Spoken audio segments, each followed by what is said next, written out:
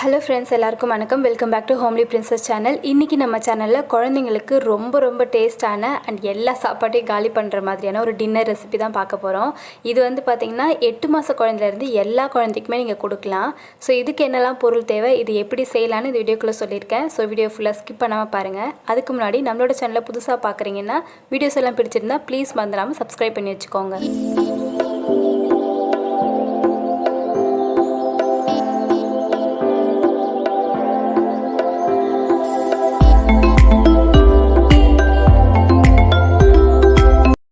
இந்த ரெசிபி செய்கிறதுக்காக நான் வந்து ஒரு 3 பேரிச்சம்பழத்தை நல்லா இந்த மாதிரி குட்டி குட்டியாக கட் பண்ணி மிக்ஸி ஜாரில் போட்டு கொஞ்சமாக பால் ஊற்றி நல்லா இந்த மாதிரி அரைச்சி வச்சுருக்கேன்.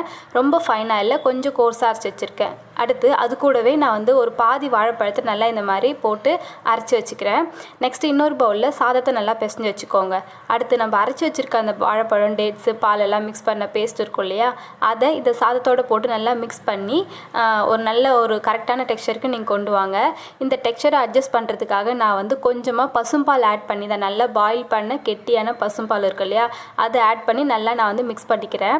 ஏன்னா ரொம்ப லிக்விடாக கொடுக்காதீங்க. நைட் டைமில் கொஞ்சம் குழந்தை வந்து முழுங்குற மாதிரி சாப்பிட்றாங்க அப்படின்னும் போது அவங்களுக்கு நல்லா கொஞ்சம் திக்காக கொடுத்திங்கன்னா தான் வயிறு ஃபில்லிங்காக இருக்கும். ரொம்ப லிக்விடாகவே கொடுத்துட்டு இருந்திங்கன்னா அவங்களுக்கு மெல்ல தெரியாது, முழுங்க தெரியாது. இதனாலே அவங்க சரியாக சாப்பிடாம வாயிலே வச்சுட்டு இருப்பாங்க.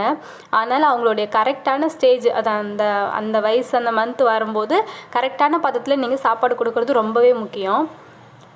இப்போ நான் இந்த மாதிரி நல்லா மிக்ஸ் பண்ணி வச்சுருக்கேன். இன்னும் கூட நான் வந்து பால் ஆட் பண்ணி நல்லா மிக்ஸ் பண்ணிக்கிறேன். ஏன்னா பால் நல்லாவே வந்து சாதத்தோடு போட்டு மிக்ஸ் பண்ணும்போது நல்லாவே உறிஞ்சிடுது. ஹர்ஷத் குட்டிக்கு பார்த்திங்கன்னா இந்த சாப்பாடு ரொம்பவே பிடிக்கும். அது மிச்சம் வைக்காமல் கரெக்டாக சாப்பிட்ருவான்.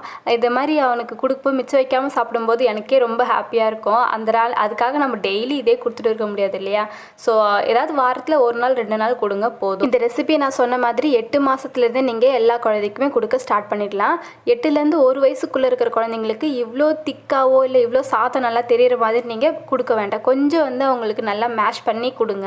முக்கியமாக நீங்கள் குழந்தைங்களோட மந்த்து பொறுத்து நீங்கள் சாதத்தோட டெக்ஸ்சரை பார்த்து கொடுக்கணும். இப்போ அர்ஷத் குட்டிக்கு பார்த்தீங்கன்னா 3.25 வயசு ஆகுது இல்லையா, அவனுக்குலாம் நான் வந்து கையால் பேசி நம்மளோட வீட்டு சாப்பாடு தான் எப்பயுமே நான் வந்து கொடுத்துருவேன். எல்லா மந்த்லேயும் எல்லா சாப்பாட்டையும் நீங்கள் வந்து கூழ் மாதிரியே கொடுத்துட்டு இருந்தீங்கன்னா அவங்களுக்கு வந்து முழுங்க தெரியாது, அப்புறம் மென்று சாப்பிட்ற பக்குவம் தெரியாது, அப்படியே வாயிலே வச்சுட்டு இருப்பாங்க. இதனால கூட சரியாக சாப்பிடாம குழந்தைங்க வந்து 1 மணி நேரம் 2 மணி நேரம் ஆக்குவாங்க சாப்பிட்றதுக்கே. அதனால் அந்தந்த ஸ்டேஜ் வரும்போது கரெக்டான பதத்தில் நீங்கள் சாப்பாடு ஊட்டுங்க. முக்கியமாக இந்த டின்னர் வந்து பார்த்திங்கன்னா ஒரு மைல்டான டின்னர் நான் சொல்லுவேன். இதை வந்து மிச்சம் வைக்காமல் அர்ஷத் குட்டியே சாப்பிட்டான்.